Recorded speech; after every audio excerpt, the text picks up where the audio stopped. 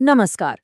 कभी सोचा है कि जब कोई स्विच ऑन होता है तो उस तार के अंदर असल में होता क्या है? आज हम बिजली की इसी सीक्रेट दुनिया में झांकने वाले हैं। मतलब बिल्कुल बड़े लेवल से लेकर एकदम माइक्रोस्कोपिक लेवल तक।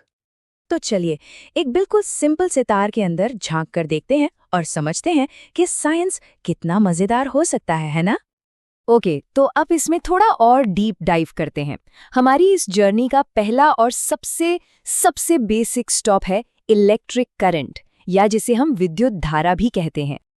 तो सबसे सीधी बात यह है कि करंट कुछ और नहीं, बस चार्ज के बहने की स्पीड है। The rate of flow of charge. और फिजिक्स में हम इसे इसकी एसआई यूनिट यानी एम्पियर में नापते हैं। अच्छा, अब ऐसा तो है नहीं कि करंट हमेशा कांस्टेंट ही रहेगा, ये टाइम के साथ बदल भी सकता है। तो इसे ठीक ठीक नापने के लिए फिजिसिस्ट्स ये फॉर्मूला यूज करते हैं, I = dq/dt। इससे हमें क्या मिलता है? इससे हमें मिलता है इंस्टेंटेनियस करंट, मतलब किसी भी एक खास पल में करंट का एक स्नैपशॉट। चलो इसको एक एग्जाम्पल से समझते हैं। मान लीजिए कि चार्ज जो है वो इस इक्वेशन के हिसाब से बदल रहा है। तो करंट निकालने के लिए क्या करना है?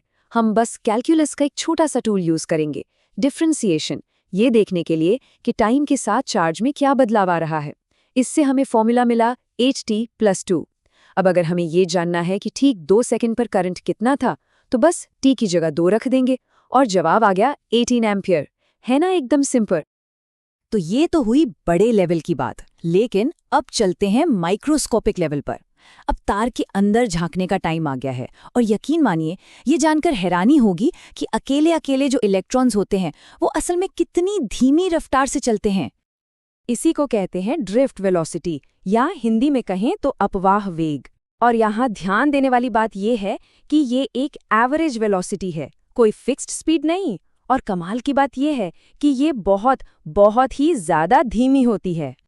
इसको ऐसे सोच सकते हैं जैसे कोई बहुत ही घनी भीड़ वाली जगह से निकलने की कोशिश कर रहा हो।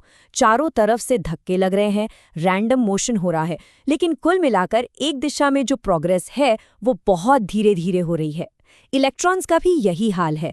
वो सीधी लाइन में नहीं भागते, बल्कि तार के अंदर एटम से टकराते रहते हैं और बस धीरे धीरे एक तरफ ड्रिफ्ट करते हैं।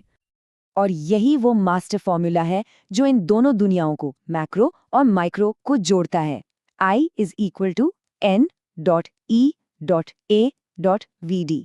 हाँ, देखने में थोड़ा कॉम्प्लिकेटेड लग सकता है, पर ये बस हमारे बड़े वाले करंट I को अंदर की छोटी दुनिया से जोड़ रहा है। मतलब कितने इलेक्ट्रॉन्स हैं, उनका चार्ज क्या है, तार कितना मोटा है, और हमारा hero drift velocity.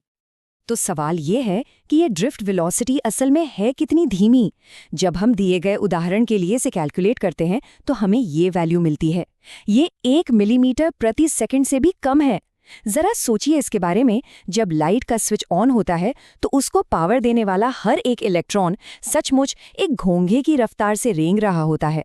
Mind blowing है ना? ओके, तो अगर करंट एक फ्लो है तो कोई ना कोई चीज तो होगी जो इसे रोकने की कोशिश करती है।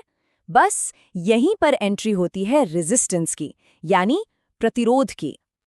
रेजिस्टेंस, जैसा नाम से ही साफ है, करंट के रास्ते में आने वाली रुकावट है। और सबसे जरूरी बात जो याद रखनी है वो ये है कि रेजिस्टेंस किसी ऑब्जेक्ट की प्रॉपर्टी होती है, जैसे कि किसी एक खास तार की। किसी भी चीज का रेजिस्टेंस 3 बातों पर डिपेंड करता है, जैसा कि ये फॉर्मूला बता रहा है। पहला, वो किस मटेरियल से बना है, जिसे हम रेजिस्टिविटी या रो कहते हैं। दूसरा, उसकी लंबाई L कितनी है। और तीसरा, वो कितना मोटा है, मतलब उसका क्रॉस सेक्शन एरिया A।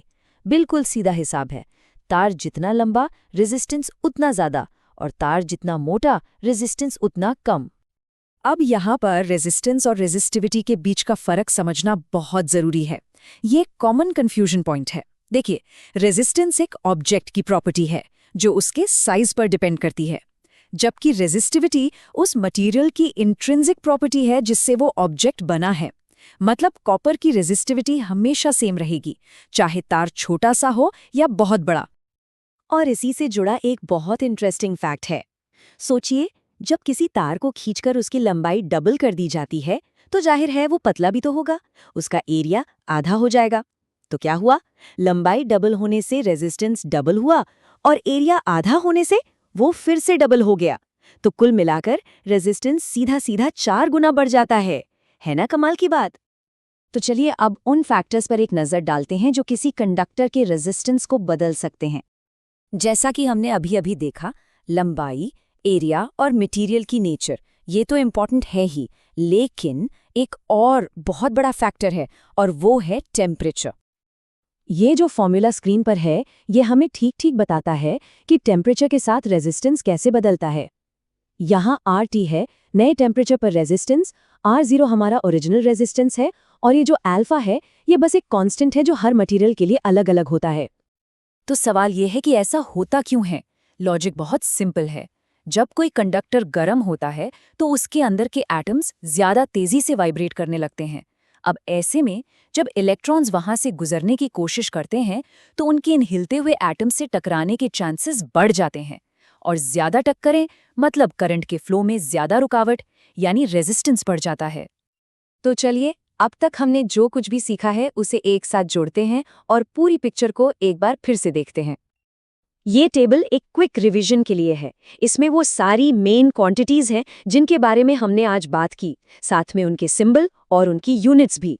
सब कुछ एक जगह याद रखने का ये एक बढ़िया तरीका है। तो आखिर में एक सवाल छोड़ जाता हूँ। हमने ये तो समझ लिया कि रेजिस्टेंस इलेक्ट्रॉन्स को धीमा करता है, लेकिन कभी ये सोचा है कि आखिर वो कौन सी एनर्जी है जो इन इलेक्ट्रॉन्स को इस भीड़ में से धक्का देकर आगे बढ़ाती है? ये एक ऐसा सवाल है जो हमें वोल्टेज और इलेक्ट्रिक पोटेंशियल की और भी मज़ेदार दुनिया की तरफ ले जाता है, पर वो कहानी फिर कभी।